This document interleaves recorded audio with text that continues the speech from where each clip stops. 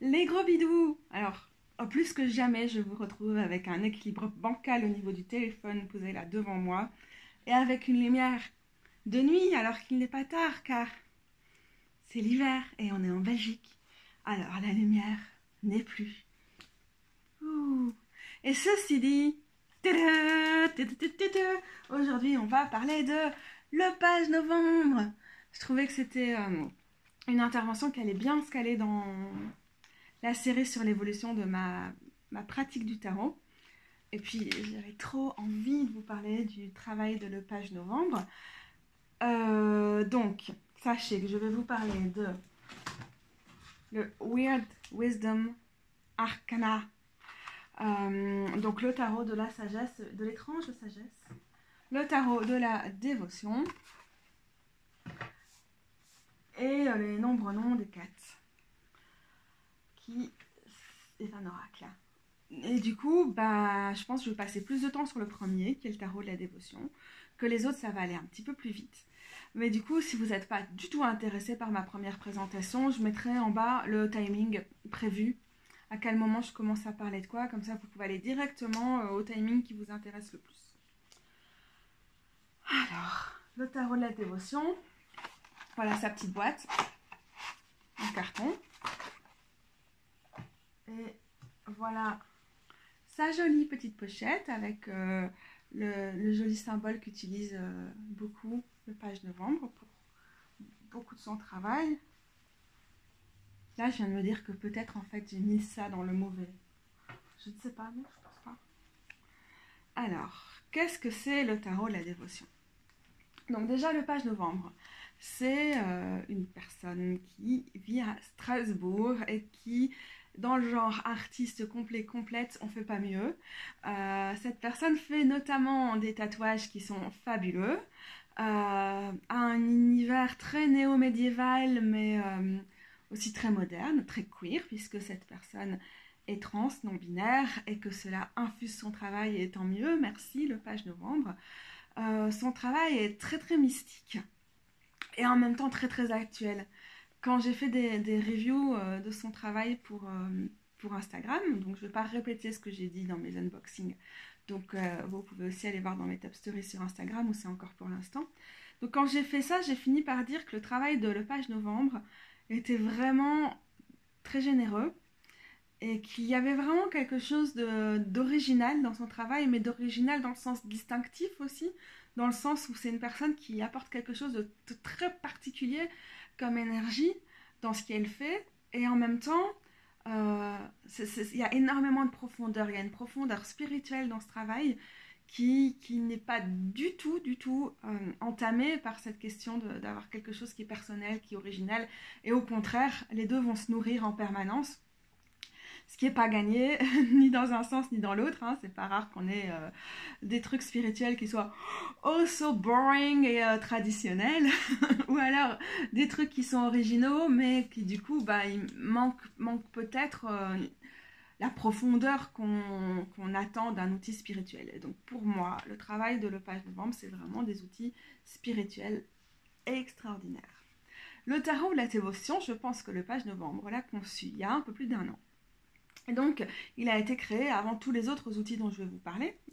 Donc, ça me paraît logique de parler de ça d'abord. Alors, au niveau de la qualité des cartes, c'est de l'autopublication. Et c'est très très correct. Plus que correct comme qualité des cartes pour de l'autopublication.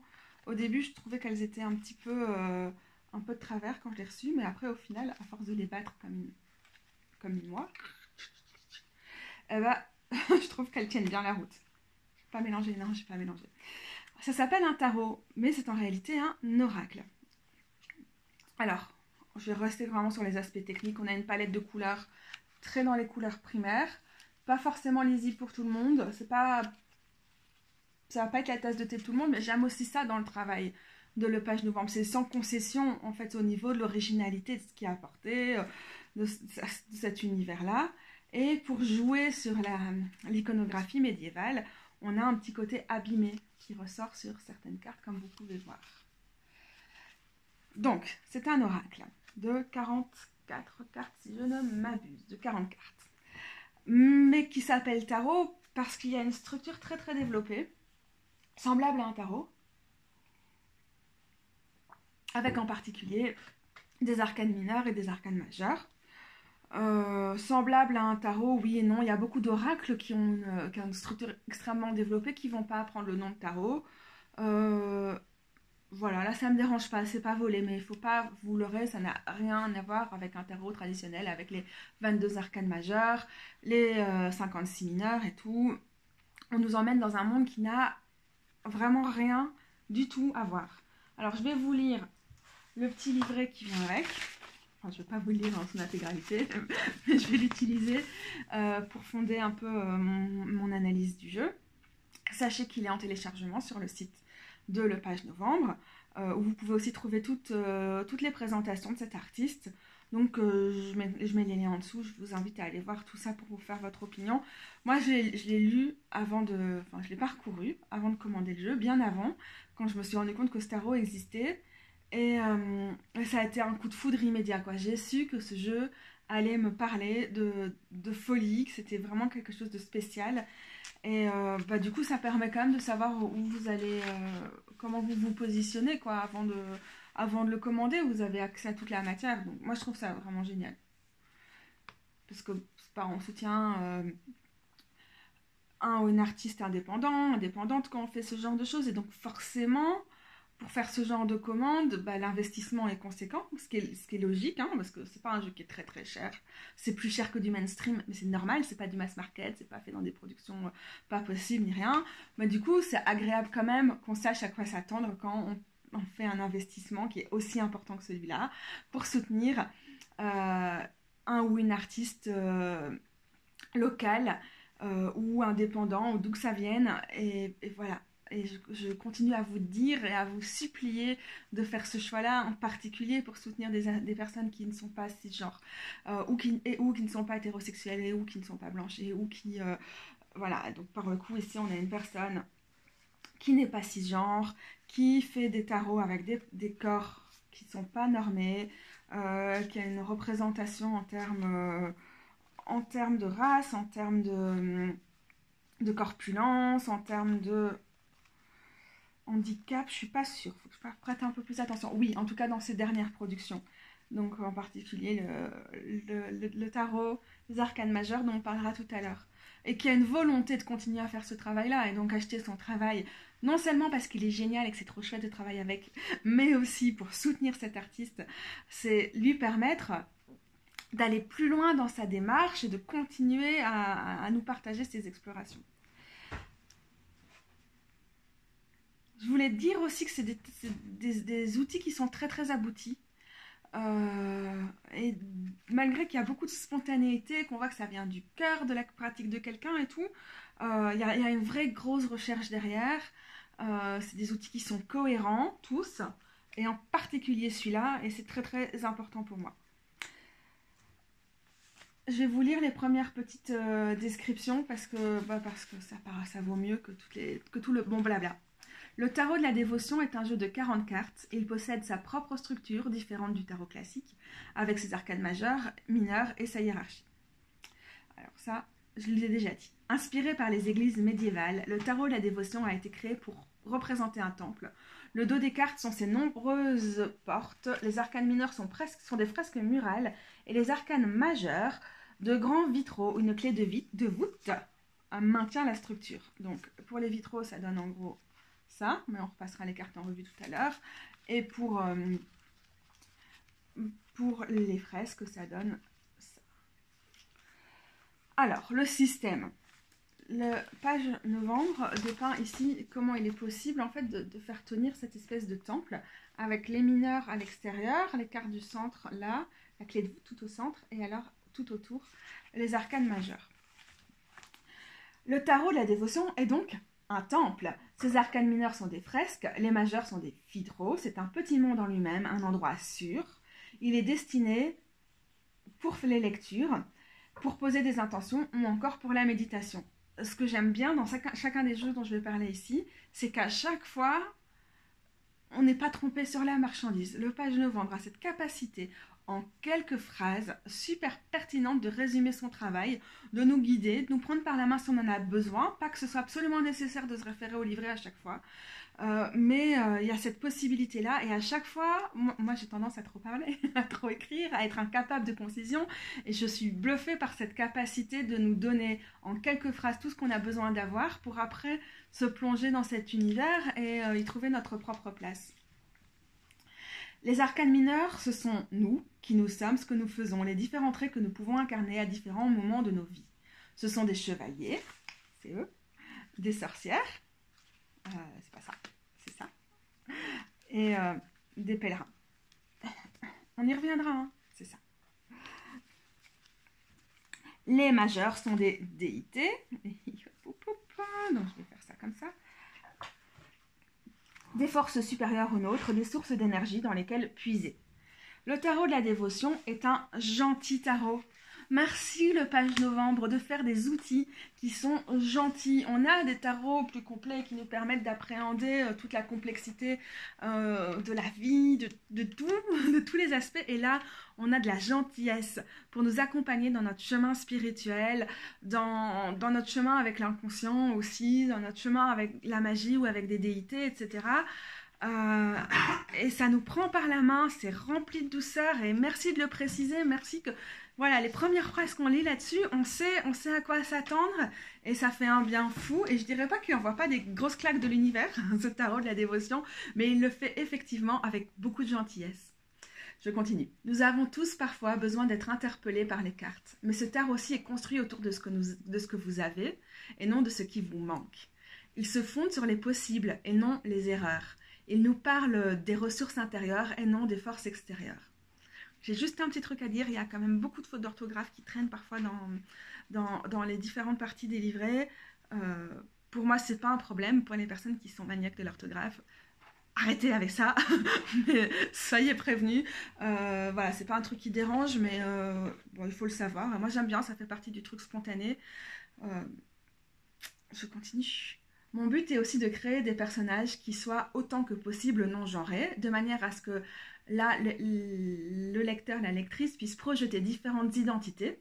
Et si l'identité ne correspond pas à l'idée que je m'en faisais, c'est encore mieux. Aucun des personnages du tarot de la dévotion n'a pour ambition d'économiser, de garder, de cacher ou de dérober. Ils ont tous pour but de donner tout ce qu'ils et elles ont. Dans un mouvement joyeux et extatique, à vous, à la communauté, à l'univers, au divin, à l'esprit. Ce qui nous est présenté ici est mon interprétation propre des cartes. Bien entendu, ce jeu peut être utilisé sans lire la notice, avec vos propres interprétations instinctives. Je suis extrêmement reconnaissant des superbes mots et écrits que j'ai reçus à propos de ce jeu. Je n'ai qu'une hâte de continuer cette aventure. Donc, après, on a une petite note sur la traduction. En fait, c'est des choses qui sont un peu plus faciles à lire en anglais, parce que là, on nous dit « Le traducteur a choisi de remplacer le pronom neutre them en anglais par il, elle au pluriel en français.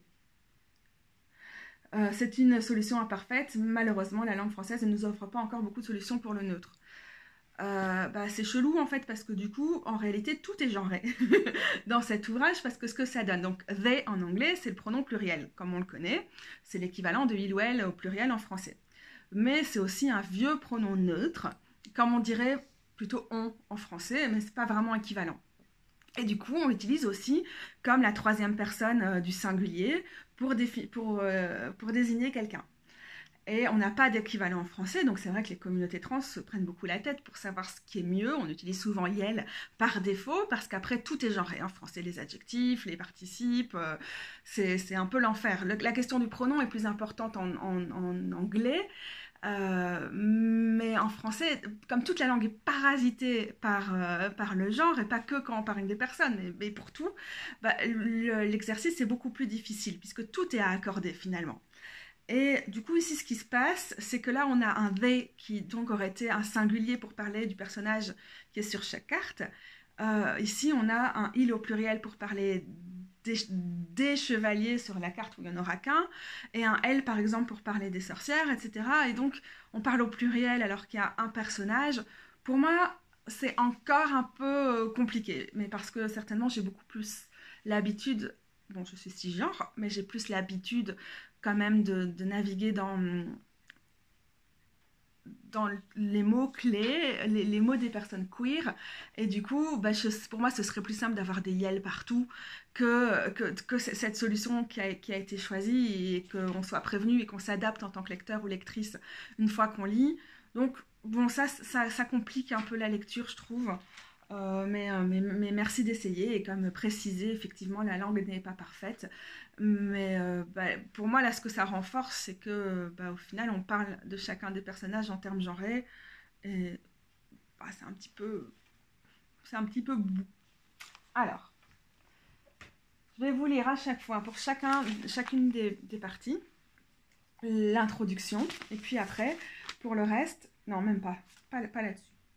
Et puis, vous montrer quelques-unes des cartes pour vous montrer comment ça fonctionne. Alors, donc, dans les arcanes mineurs, on a les chevaliers. Les chevaliers sont symbolisés par les cordes qu'on retrouve ici à chaque fois en haut et ils ont leur cadre qui est d'une couleur propre, d'ailleurs qui ferait très corde, ici autour de la carte. Ce sont des personnages qui incarnent, en gros, plutôt dans cet ouvrage-là, on dit des identités traditionnellement masculines. Et on est sur le fait d'accepter une identité, une place dans le monde qui nous met au service en général de notre communauté. Il faut être vigilant, il faut renoncer à soi-même, ça peut être très très lourd à porter. Voilà. Et donc on a mes cartes qui sautent de mes mains comme toujours. On a du coup toutes ces cartes avec des mots-clés qui fonctionnent pour la plupart en français et en anglais. Pour certains, pas tout à fait, mais j'aime bien le choix des mots. Donc là, on a espérance, éminence, patience. Tout rime en plus. Vigilance, digilance, endurance, puissance, quiétude. Constance, prudence, espérance. Il y a la quiétude qui colle pas. Et j'ai dit puissance, mais puissance, en fait, c'est dans les sorcières, je me suis emballée. Voilà, alors c'est vraiment très très joli. Hein. Par exemple, la carte de la quiétude ici, mais un peu l'accent sur le fait de rentrer au foyer, de trouver son chez-soi, ses compagnons, compagnes les plus proches, après tout le travail qu'on fournit pour nos communautés. Donc voilà, c'est intéressant. Et alors, ce que je vais faire, c'est à chaque fois en prendre une. La diligence, pour vous montrer un petit peu comment on en parle dans le bouquin. Donc pour la diligence, on a les chevaliers de la diligence ont quitté la sûreté des murs de la cité à l'aube. Donc on est souvent sur ce langage de la cité pour parler de la communauté, etc. Donc on est sur des concepts plutôt médiévaux, mais qui sont divinement appliqués au domaine spirituel que vise plutôt ce tarot-là. Ils marchent patiemment par-delà les collines sauvages et les rivières, comme d'autres patrouillent le chemin de ronde. Ils tiennent hautes leurs hallebardes et frappent le serpent qui s'approche du village. Ils sont resplendissants dans la lumière matinale et personne n'est là pour les voir. Cela leur importe peu, car ce travail est sa propre récompense.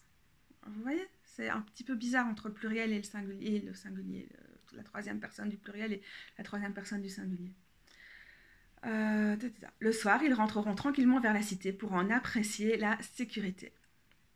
Et alors, à chaque fois, après cette petite description qui nous permet, parce qu'en fait, les cartes, il y a tellement d'éléments que, en fait, moi, ça m'aide vraiment beaucoup à chaque fois d'avoir ces détails qui nous permettent de voir la cité derrière, le serpent que j'aurais pu mélanger et croire que c'était la corde, et parfois simplement nous dire on est à l'aube et tout, ça nous permet de mettre en avant des choses qu'on n'aurait pas forcément repérées sinon sur la carte, puisque c'est très chargé, ce qui est génial.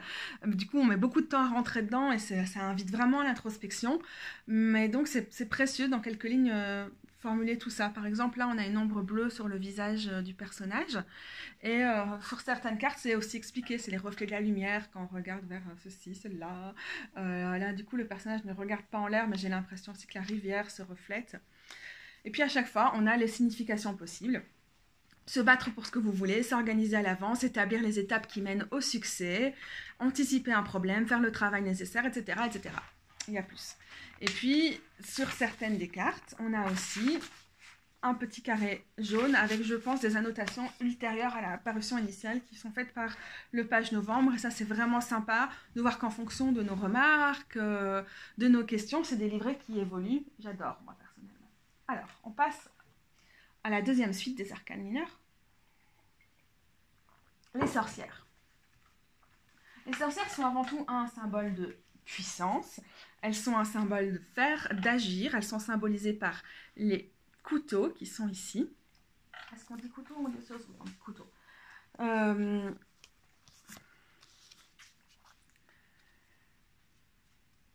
badasserie! Non mais sérieusement, regardez-moi toutes ces couches, toutes ces couleurs, tout ça. Identité forte. Donc le fer et la création, ce sont des figures combattantes et résistantes. Le symbole de la sorcière est le couteau, donc on a aussi une petite explication sur ce choix. Donc voilà, moi je trouve ça vraiment extraordinaire, le fait que les corps, les habillements sont rendus de façon extrêmement non genrée, les silhouettes, tout en fait, et ça permet vraiment une identification, je trouve, optimale à ces cartes-là. En tout cas, moi je m'y identifie très bien, et j'aime que, entre guillemets, la silhouette neutre, enfin disons standard, dans ce jeu-là, puisque vous savez, j'en parle beaucoup dans toutes mes reviews et dans tout mon travail. La silhouette neutre, par défaut, souvent dans les jeux, elle est mince, elle est même pas mince, elle est maigre. Et alors après, si jamais on va dévier de ce neutre, de ce standard, c'est pour exprimer quelque chose qui dévie de la norme. Et alors j'aime bien que le personnage standard ici est assez massif. Prend de la place. Voilà. Bon, alors là, du coup, on a quelqu'un qui est surhabillé. Donc, c'est un petit peu plus encore que les autres, mais voilà. Alors, l'ascension que j'ai tirée ici. Alors, ce qui est intéressant, par exemple, dans ce cas de l'ascension, je l'ai rangé. Encore une fois, la description, elle nous permet vraiment de comprendre comment ça fonctionne. On bat un tambour, ok. Dans un cimetière, ah bah c'est pas la première chose que j'aurais vue moi personnellement sur cette carte, les cimetières en bas. Les ancêtres sont proches, le tambour est rond comme un œuf, comme quelque chose dans lequel on pourrait renaître. Des flammes mystiques s'élèvent autour d'eux, est-ce des fantômes, des esprits, etc. Du coup, oui, c'est sur encore une fois, on a une tentative de pronom neutre. Leur danse est solidement ancrée dans le sol, pourtant le foulard flotte follement loin du tambour, cordons ombilicaux coupés devenus leurs propres cieux. Elles sont vieilles et jeunes à la fois, ancrées dans la terre et reliées au ciel. Du coup, voilà, par exemple là, le elles sont, c'était cet essai de neutre, qui n'est donc pas neutre, qui est genré, mais au pluriel pour parler des personnages, je redis, c'est un peu déstabilisant, c'est pas toujours de quoi ça parle, mais voilà, ça reste accessible. Je pense que le page novembre, justement, en faisant des outils qui viennent avec les jeux qui sont en évolution constante, est certainement très très attentif à cette question. Je lui reposerai d'ailleurs la question directement après avoir fait la vidéo, et que tout ça est destiné à évoluer.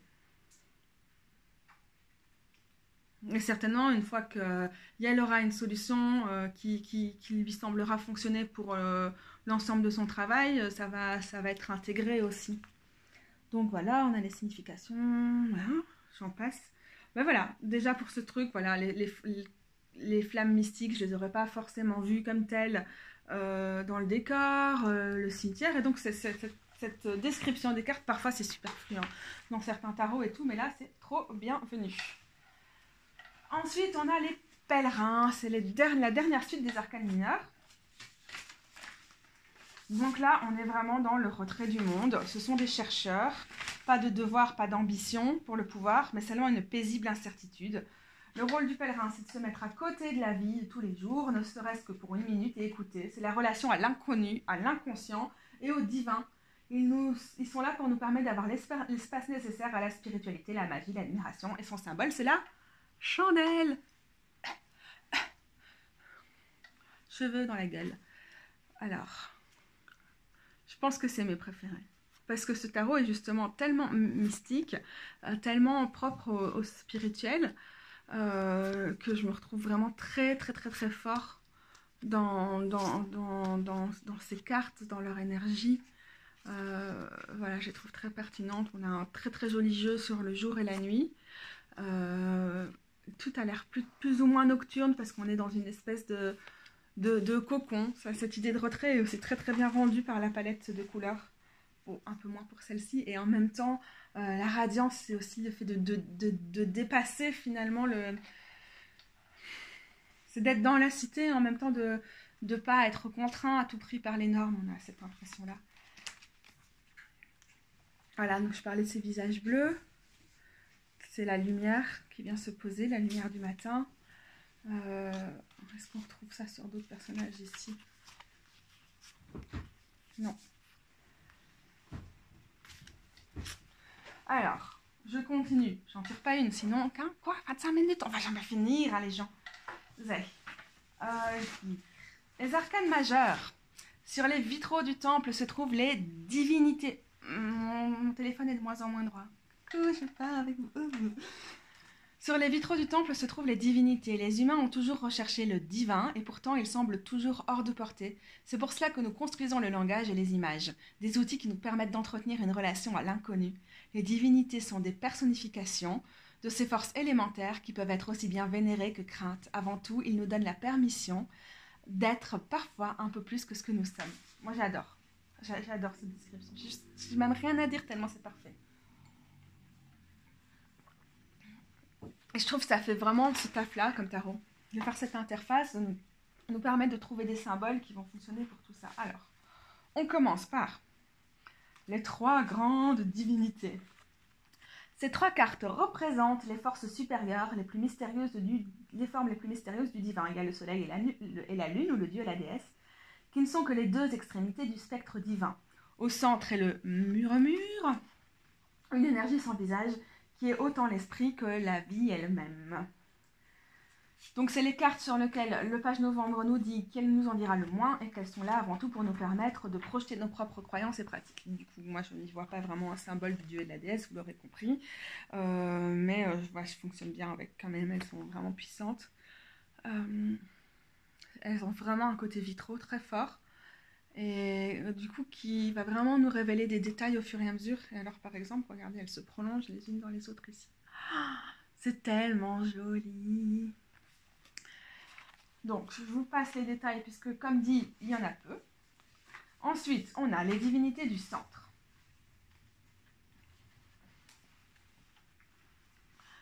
Ce sont les divinités de la terre. Elles sont liées à la nature et aux réalités pratiques. Elle contrôle le monde dans lequel nous vivons, ce que nous faisons, nos relations aux autres. Elle veille sur les chevaliers. Et alors du coup, on a un rappel. Donc cet ouvrage est vraiment facile à utiliser. Déjà dans le code couleur autour, puisqu'on avait le jaune pour les chevaliers, avec un peu de bleu à l'intérieur. Et du coup, là où on a le bâton qui nous rappelle la forêt, la terre, ici, bon, il ne faut pas trop s'accrocher au symbole habituel du tarot pour ça, ceci dit. Et on a de nouveau la corde qui nous rappelle que ces cartes veillent sur les chevaliers, dont le symbole était donc la corde. Vous suivez, hein? Ça marche. Vous voyez un peu les rappels couleurs sur les bordures. Donc la vallée est la protectrice de la communauté et de ce que nous construisons. La forêt est la protectrice de l'harmonie, celle de la nature entre les hommes, entre l'esprit et le corps, et la montagne, que voici, est la protectrice de ce qui nous donne notre force et notre droit au repos. Désolée pour les reflets. Donc je ne vous lis pas les descriptions de chacune des cartes, mais vous voyez bien que ça nous permet vraiment de travailler avec les éléments et en même temps d'une façon très très différente de comment le fait le tarot et d'autres approches. Et j'aime bien, je trouve ça assez novateur personnellement. On va le voir encore plus avec les divinités des bords, je pense, où on a par exemple la pluie, le vent, l'eau. Bah, le vent, typiquement, c'est l'élément qu'on associe à l'air. Et alors ici, bah, il va être associé à l'eau. Et donc je trouve cette appropriation, cette réappropriation que fait le page novembre d'une vision plus traditionnelle, surutilisée, enfin qu'on voit beaucoup trop partout, des éléments, est intéressante parce qu'elle nous amène aussi à, même si c'est un tarot qui se veut très sécurisant, ça nous amène aussi à lâcher certaines des des choses auxquelles on s'accroche pour avoir un cadre et de réinventer un autre cadre. Alors, qu'est-ce qu'on a sur ces divinités des bords? Les divinités de l'eau et de l'air.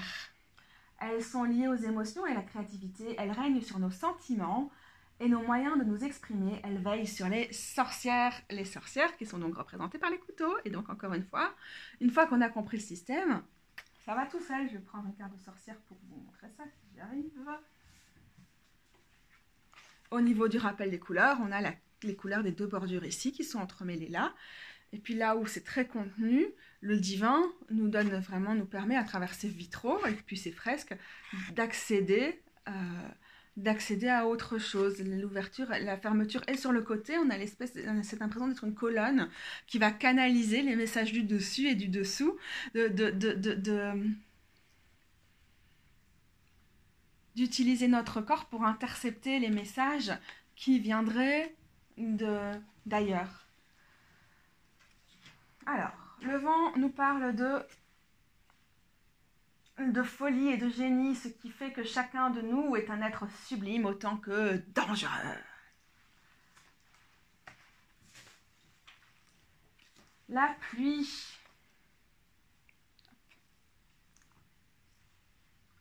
Nous parle de transformer. Là, attendez, vous n'allez pas m'entendre, là, j'ai une tête de l'autre côté parce que j'étais trop vite dans mes feuilles. La pluie nous parle de transformer la douleur en quelque chose de beau dans nos vies ou à travers l'art. Et enfin, l'eau qui gondole, mais c'est de ma faute parce que j'ai fait une méditation avec l'eau dans mon bain et du coup, ça a un peu pris la place. Hein, on a ici la grande spécialité de Cthulhu, elle est bordélique. Mais alors j'aime bien, j'ai l'impression que la carte de l'eau a été baptisée par l'eau. Ouais. Il vaut mieux quand on est maladroite et pas très consciencieuse et soigneuse, prendre le parti d'y trouver de la magie malgré tout, sinon on se pourrit la vie. Mais qu'est-ce que j'ai fait de cette feuille? Qu'est-ce que je peux dire? Et donc l'eau nous parle d'explorer les profondeurs de notre inconscient. Alors, c'est très difficile à lire comme ça, comme il y a une zone de flou au niveau de l'eau, avec les poissons et tout. Et en même temps, c'est ça qui est beau. Ces vitraux, ils symbolisent vraiment la vase, le fait de plonger dans les eaux de l'inconscient. C'est comme sur ces lignes-là qui sont à la fois très directionnelles et en même temps très mêlées. Bah, je sais pas, il y a tellement moyen de méditer avec ces cartes et de se laisser inspirer visuellement, ça évoque beaucoup de choses. Les divinités de l'eau, de là-haut. Non, je sais, c'est pas marrant.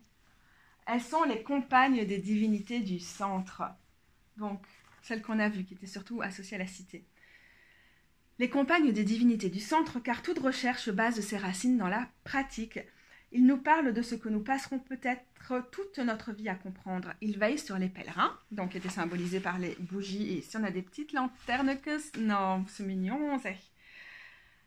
Le cheval d'or, que voici,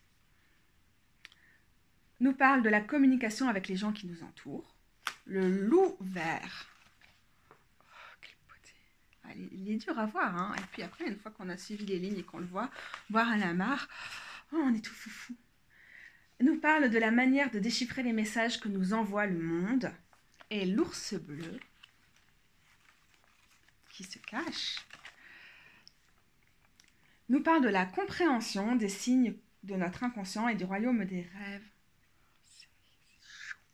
C'est chou. Et donc à chaque fois, on a quand même un tout petit peu plus de description que ce que je vous ai lu, qui nous permet vraiment de s'approprier encore plus les cartes si on en a besoin. En soi, c'est pas nécessaire, mais ça aide quand même. Et alors enfin, on a, nous, la clé de voûte de tout ce beau système. C'est à l'endroit, c'est bon. Bon, après tout ce blabla, ma spécialité, je vous ai quasiment lu tout le livret. Hein. Qu'est-ce que j'en pense? Moi, j'ai vraiment... C'est difficile, ça va être vraiment dur de trouver les mots parce que ce tarot me touche au plus profond. Il est d'une puissance, d'une exactitude incroyable. J'ai découvert le Page Novembre à travers son travail autour des cartes et j'ai donc commencé par travailler avec celui-ci, les nombres non des 4, cet oracle-ci. Puis j'ai découvert le tarot de la dévotion. Enfin, je l'ai découvert avant, mais ça me paraissait, voilà, c'était un plus gros investissement. C'était pas le moment. Mais j'étais directement, j'ai trouvé qu'il y avait vraiment quelque chose de la présence des 4 dans ce tarot-ci. Et donc c'est vraiment difficile à expliquer sans vous donner des exemples de synchronicité ou de choses très personnelles que je serais vraiment très... même pas mal à l'aise de livrer sur YouTube là, parce que c'est pas une question d'être à l'aise ou pas être à l'aise, c'est une question que c'est tellement intime et c'est tellement fort que c'est des choses que j'ai envie de garder pour moi pour l'instant et de les chérir et de passer du temps à les grandir et tout. C'est aussi les leçons que plein de ces cartes peuvent nous apprendre finalement. Et déjà, je veux dire, honnêtement, je suis particulièrement touchée par ce jeu parce que j'ai été élevée dans une tradition plutôt catholique et que j'étais vraiment fascinée quand j'étais enfant, quand j'allais à la messe tous les dimanches, par les vitraux, parce que je voyais dans les brèches, en particulier, les endroits où ils étaient un peu fragmentés, qu'il y avait la lumière qui parlait. Ça a éveillé quelque chose de très mystique chez moi. J'avais l'impression d'être transpercée par cette lumière, que ça me ramenait tellement à quelque chose de plus grand que moi, et tout ça me faisait beaucoup de bien. Et du coup, comme vous savez sûrement, parce que je n'ai pas de problème à en parler, je suis très fâchée avec la religion catholique, et je suis débaptisée et tout, et j'ai aucun lien avec cette religion, homophobe, transphobe et tout le reste. Mais ça me touche parce qu'en fait, ma connexion au mystique, à la spiritualité, elle s'est faite à travers cette religion et toute son iconographie et tout ça pendant mon enfance. Et donc moi, personnellement, j'aime trouver ce côté très médiéval et très mystique à l'occidental, de façon Europe occidentale, parce que voilà, j'ai grandi dans une ville qui a une cathédrale, évidemment, classée au patrimoine mondial de l'UNESCO, etc. Et enfin, près d'une ville, j'ai grandi dans les champs, évidemment. Et voilà, du coup, c'est vrai que déjà, ça évoque quelque chose pour moi en termes de spiritualité qui est un peu de mon émerveillement, presque primaire, comme ça, quelque chose de très instinctif. Et du coup, l'usage de couleurs, essentiellement de couleurs primaires, où, bah oui, c'est quand même ce qui ressort beaucoup de cette palette, hein. C'est aussi assez important pour moi, c'est vraiment ce côté primaire. En même temps, c'est pas primaire, c'est très lié à mon éducation, à mon conditionnement et tout, mais ceci dit, ça me permet en fait de me connecter à quelque chose qui a été douloureux pour moi pendant des années et de retrouver quelque chose de l'ordre de peut-être l'enfant intérieur ou quelque chose comme ça à travers la spiritualité.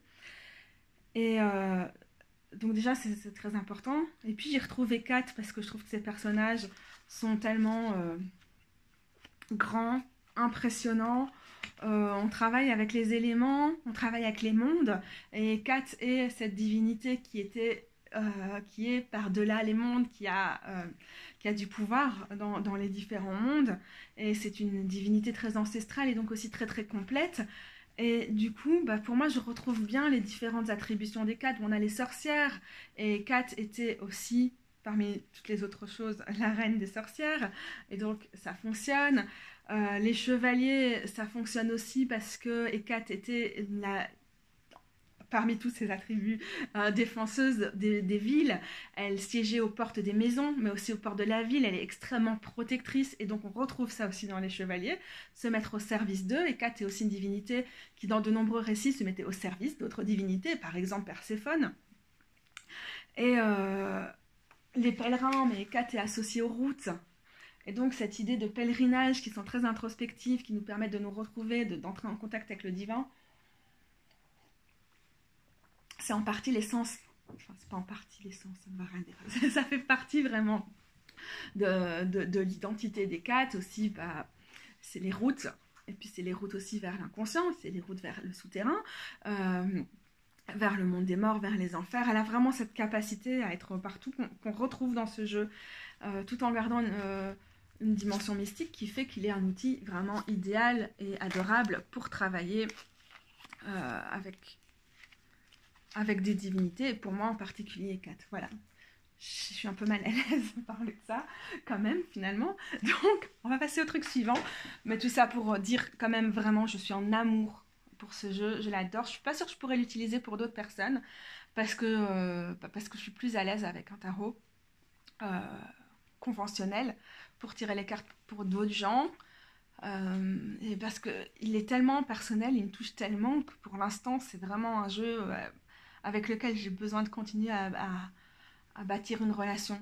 Même si c'est qu'un outil. Et donc la relation, elle n'est pas forcément au jeu en tant que tel, elle est à tout à quoi ce jeu me raccorde. Mais c'est presque trop puissant pour l'utiliser pour autre chose. Regardez-moi cette sublime carte d'après moi, la lune. J'ai toujours des petits sons comme ça quand je suis en amour devant quelque chose dans mes vidéos et que je n'ai plus rien à dire. Allez, au suivant. Bon, bah du coup, je continue sur les 4. Les nombres non des 4. Ça vient dans une petite pochette, pas comme celle-là. Alors, je l'ai déjà abîmée, mais c'est parce que c'est moi, je suis très maladroite. Donc, on va en prendre une plus nouvelle, celle du tarot, dont je discuterai plus tard. Donc, j'aime vraiment bien ce petit système, parce que c'est tout simple. C'est assez maniable. Et voilà, ça permet d'économiser aussi sur les frais d'impression et tout. Et en même temps, bon, bah, voilà, on a des jolies pochettes et tout. Donc,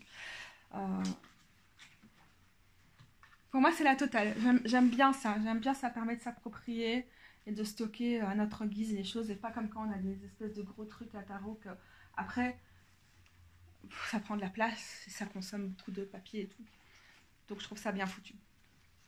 Alors, les nombres non des 4 reprennent des épithètes qui sont associés à Hécaté. Les épithètes, c'est quoi? C'est comme des titres qu'on va attribuer à des divinités, en particulier 4, qu'il y en a beaucoup, et que c'est des façons d'entrer en relation avec elles, d'être dans une pratique dévotionnelle avec elles. Par exemple, on a Kourotrophos. Je parle pas grec ancien, ni nouveau, pas rien. Et ça, c'est la nourrice. C'est un des attributs assez importants qui est peut-être un peu passé à la trappe de l'histoire, où on a eu tendance à beaucoup voir Hécate comme une divinité associée aux sorcières, aux sombres et tout, mais en fait... Oui, mon Ambrose? D'accord. Mon amoureux est en train de lire un truc sur en partie la maternité, l'histoire de la médecine et tout ça, et donc on parle justement de l'Hécate nourrice, et donc elle nous montrait l'ouvrage. Donc, mon amoureuse, regarde, c'est la version qu'en fait le page novembre, et regardez comme cette Hécate est gigantesque avec sa cape, hein, qui est aussi un de ses attributs, et qu'elle s'occupe de tous ces petits gens. C'est aussi donc elle est associée à la maternité et aussi aux nouveau-nés, aux soins des nouveau-nés, comme aussi Artémis. Et voilà, du coup, j'ai forcément perdu le fil de ce que j'allais dire. Donc voilà, on en a d'autres. Alors, le choix des polices, c'est pas toujours le plus lisible.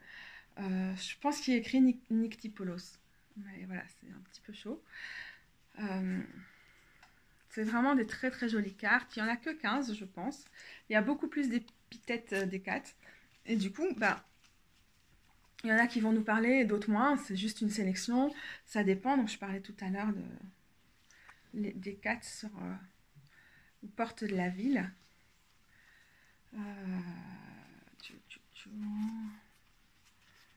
Qu'est-ce qui est sympa? Donc, aussi la gardienne des clés. Donc on a beaucoup de descriptions anciennes où on décrit Hécate comme gigantesque, très très grande, très très massive, et voilà, j'aime bien que ce tarot, cet oracle ici rend ça, ce qui n'est pas le cas de beaucoup de choses plus actuelles, ou même en fait des standards esthétiques et des idéaux de beauté de la Grèce antique. Donc voilà, ça fait du bien, ça change. On a donc là les clés d'Hécate. La lune sombre, les 2 torches, j'aime beaucoup ce symbole. Alors ici, pour celui-ci, on a échoué un livret qui se présente sur une page A3. Et donc on a encore une fois un petit mot tout simple pour chaque carte, et en même temps on n'a pas besoin de plus. Alors, les nombres noms d'Hécate, un oracle de novembre. Je vais quand même vous lire encore une fois le truc de base parce que c'est trop bien écrit. Donc, Hécate est une divinité très ancienne. D'abord vénérée en Grèce ancienne où son culte existait surtout à travers des petits autels domestiques, elle était liée à la lune, aux enfers et à la magie. À travers les âges, elle a été de nombreuses fois réimaginée, aimée autant que crainte, et elle est encore vénérée par de nombreuses sorcières modernes. Hécate est celle qui se tient au carrefour, la divinité de l'entre-deux. Dans cet oracle, c'est cet aspect, celui qui me touche le plus, que j'ai voulu célébrer, réinventant Hécate comme une divinité au genre fluide et aux multiples formes. Une guide pour tous ceux et celles d'entre nous qui cherchent à trouver leur chemin hors des rôles traditionnels et des notions binaires. J'étais inspirée par ces multiples épithètes, preuve de sa complexité, de sa capacité de transformation. Et la note, c'est pour mettre en valeur cet aspect non-genré de la divinité, ce manuel est rédigé en écriture inclusive. Voilà, du coup, et notamment, Hécate est toujours genrée en Yel. Alors, je suis désolée si je ne respecte pas toujours le souhait de cet oracle, parce que c'est ma relation très personnelle à la divinité passe à travers le pronom elle, même si je respecte à 100% et je trouve que c'est tout à fait avéré, hein, ce côté très fluide au niveau du genre d'Hécate. Mais voilà, alors j'ai ici Enodia, et je vais déjà reprendre la définition d'Enodia.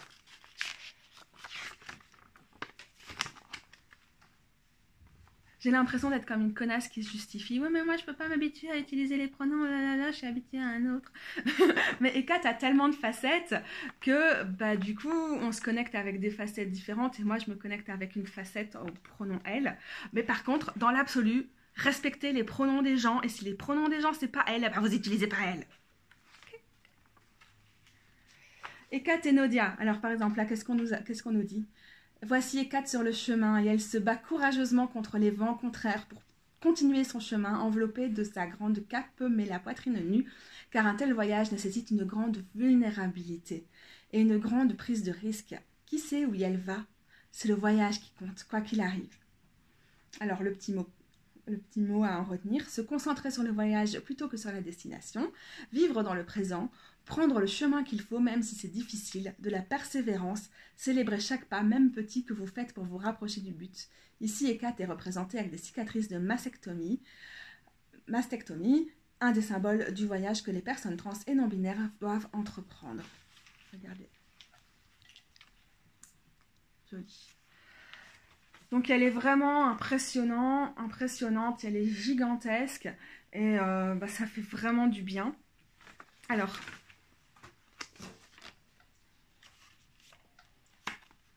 je vais vous lire comment utiliser cet oracle, parce que là vous comprenez tout de suite si ça ne vous convient pas.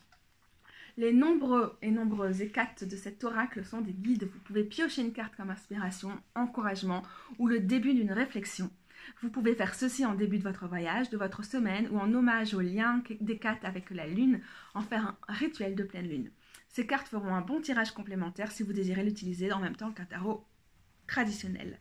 Ces cartes peuvent être utilisées comme objet de dévotion. Vous pouvez choisir la carte qui vous parle le plus ou représenter un aspect de vous-même sur lequel vous voulez travailler et le poser sur votre autel ou l'emmener avec vous.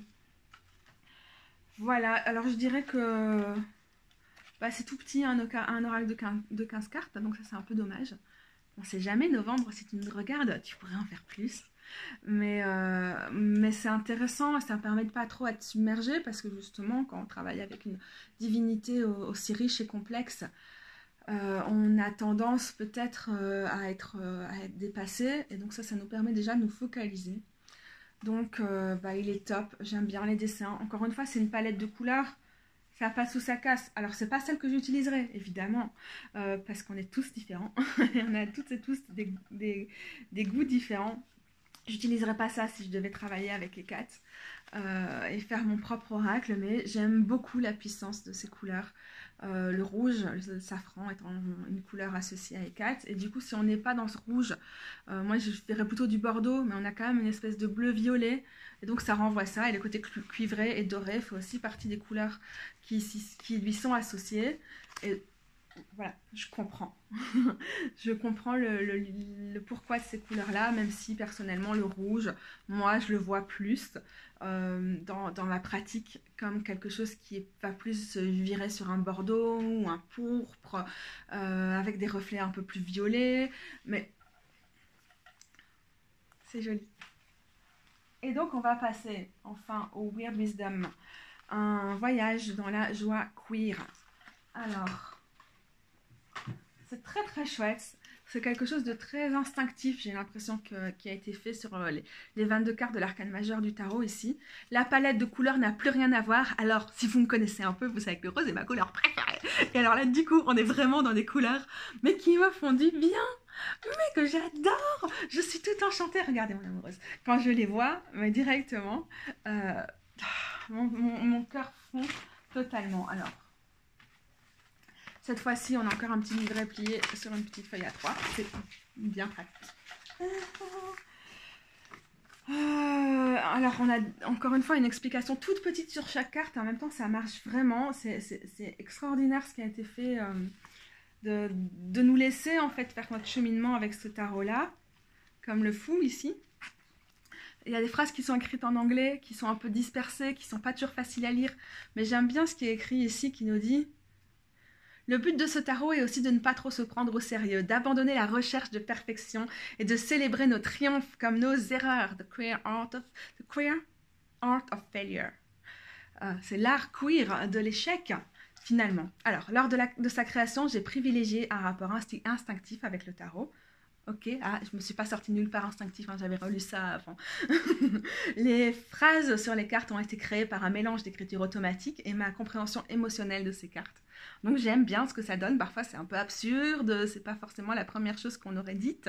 Et en même temps, c'est agréable parce que c'est un cadeau que le Page Novembre nous fait là, c'est ce que je veux dire quand je parle de sa générosité et de son originalité. J'ai également créé ces illustrations d'une façon bien plus spontanée que celle que j'utilise habituellement, en acceptant et en célébrant les imperfections des outils utilisés. Et donc, la première chose que nous dit le page pour décrire ce tarot, c'est ce qui est écrit sur la page, sur la carte du monde ici. The world is whole, the world is queer. Le monde entier, le monde est queer. Cette phrase est apparue dans ma tête lors d'un rituel et c'est ainsi que ce projet est né. Donc voilà, on a le chemin du fou, on connaît bien hein, dans les arcanes majeures. Et le Page Novembre a voulu explorer ces archétypes à travers la lentille de sa propre expérience queer, d'une manière qui centre la joie par-dessus tout, l'étrangeté, et d'en célébrer quelque chose qui n'est parfois pas toujours facile quand on est queer et que la vie ne nous fait pas de cadeaux. Et donc, enfin, l'hétéro-cis-normativité et tout ça, quoi, l'homophobie, la transphobie... Donc voilà, c'est vraiment quelque chose de joyeux, avec des phrases tout à fait spéciales qui ont été retenues. Donc voilà, la grande prêtresse. Moi j'aime toujours quand elle est en mouvement. Je préfère l'impératrice. Je pense que c'est une de mes cartes préférées.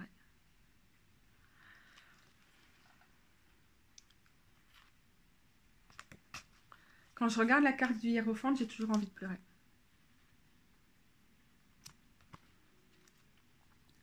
Mais, je sais pas quoi, c'est vraiment... Il y a quelque chose de très doux. Et ce côté instinctif, c'est aussi un côté très spontané, je crois, quoi. Dans toutes ces cartes, c'est... Désolée, parce que du coup, elles sont plus brillantes que les autres. Et donc, elles captent davantage les reflets. Et j'aime bien ce que le Page Novembre arrive toujours à faire avec très peu de couleurs. Et pourtant, beaucoup de complexité, avec ces traits qui sont plus en relief que d'autres et tout. La justice. Je sais pas, je suis vraiment émerveillée, quoi. C'est pas du tout conventionnel, mais on a quelque chose qui est extrait du tarot, là, qui est très très fort. Et en même temps, c'est quand même très conventionnel, hein, au niveau de, bon, par exemple, la tour, là, on est vraiment dans la maison Dieu du Marseille, le toit qui s'effondre, l'impact de la foudre, les personnages qui sautent et on sait pas trop bien si c'est dans la panique ou si c'est quelque chose de très joyeux. The tower opens wide to lick the sky. Elle s'ouvre tout grand pour lécher le ciel. Voilà. Alors, si vous ne parlez pas anglais, pas de panique. Les phrases sont toujours écrites en français dans le petit livret. Et à chaque fois, on peut choisir si on commande les livrets en français ou en anglais dans le travail de le Page Novembre. Ça, c'est vraiment chouette. Et elle a vraiment pensé à tout. Et voilà, on retourne au monde. Je sais pas, c'est vraiment... c'est beau en fait, hein, la complexité qu'il y a dans quelque chose qui est aussi très très simple. Disons, allez, je vous disais que j'aimais bien l'impératrice, alors on y va. On va prendre cette carte-ci.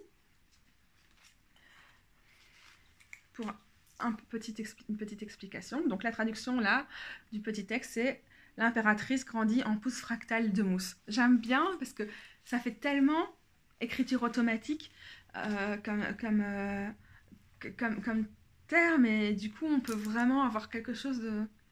Encore une fois, il y a quelque chose de très intime dans cet ouvrage. Je trouve que c'est un cadeau vraiment d'une générosité extraordinaire que nous fait le Page Novembre, et en même temps, elle ne s'accroche pas à ça. C'est vraiment donné et on peut vraiment se le réapproprier. Il n'y a pas comme une empreinte de quelqu'un qui a donné sa vision du tarot et c'est la seule et l'unique, il ne restera plus qu'elle. Non, c'est quelque chose qui est ouverte, qui nous laisse nous réinterpréter des choses, et on peut complètement lire cette carte sans trop s'attarder sur ces textes en écriture automatique non plus. Et... Alors, les mots-clés: croissance, sensualité, le corps, émotion, énergie cyclique. Et pour le Weird Wisdom, donc le WW, l'impératrice, c'est la fleur et la feuille, ce qui grandit et ce qui change. Grandir, apprendre, voilà ce qui nous rend plus beaux. Accepte ton esprit et ton corps qui changent sans cesse. Habite-les complètement. Par rapport aux clichés d'incarnation et de nature, etc., qui peuvent parfois être associés d'une façon très sexiste à l'impératrice, ici on a quelque chose qui en extrait une puissance féministe, et sans pour autant, c'est certainement ça aussi qui est présent dans cette joie-là, c'est que sans pour autant être un plaidoyer féministe, c'est juste que la puissance, elle est au cœur de cet ouvrage, la joie, elle est au cœur, et du coup, j'ai l'impression que quel que soit, alors moi j'utiliserai avec grand plaisir un tarot qui est un plaidoyer féministe, mais ça peut complètement convenir à des personnes qui cherchent autre chose et qui sont vraiment sensibles à cet univers, et ce cadeau que nous fait le Page Novembre de cette joie queer peut aussi permettre des personnes qui ne sont pas queer, mais qui ont envie de partager un peu de notre univers, de notre monde, et avant tout du sien là. Je sais pas, je vous ai montré toutes les cartes et j'ai envie de vous les remontrer 1000 fois tellement je les trouve sublimes. Voilà, bon. Moi, ça, c'est vraiment... Je vais le redire 10 fois, quoi, mais ces couleurs-là, c'est mes couleurs, quoi. Je suis au paradis quand je vois ça. Et en même temps, c'est quand même une déclinaison assez proche des couleurs qu'on peut avoir sur d'autres jeux. Évidemment, c'est ce qu'il me faut, là. Alors ça, j'aime bien, quoi. On voit vraiment la continuité dans le travail de cet artiste, avec un intervalle sans doute entre chaque carte. Et du coup, si on a différentes ces decks, ça devient presque facile de naviguer dans cet univers-là, parce que il y a des liens sans avoir des redites. Ces cartes, elles sont très différentes, et pourtant, ça rappelle quelque chose. Tiens, j'ai envie de faire le jeu pour une autre carte. Est-ce que je vais y arriver? D'ailleurs, l'ermite nous renvoie un peu ça aussi.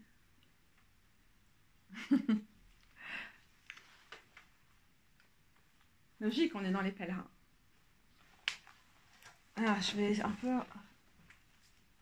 Je vais jamais finir s'il peut faire ce jeu-là avec vous. J'essaie de trouver des liens.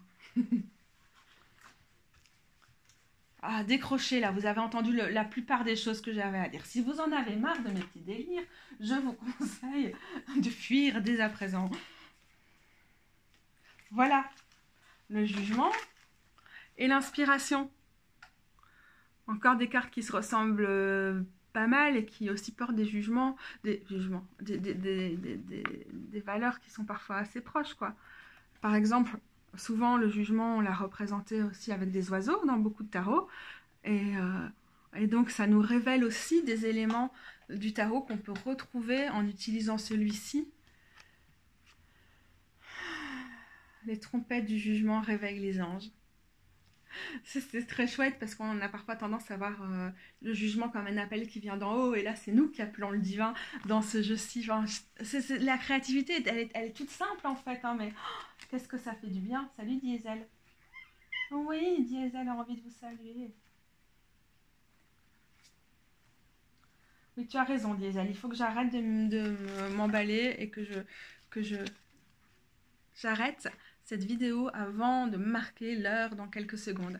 Un grand merci, j'espère que ça vous a donné envie de vous procurer ces jeux. En tout cas, ils sont vraiment forts, ils sont importants, ils changent quelque chose. Et merci à Le Page Novembre et à toutes les autres artistes qui s'engagent pour changer le tarot, pour donner d'autres visions, pour élargir tout en rendant un profond hommage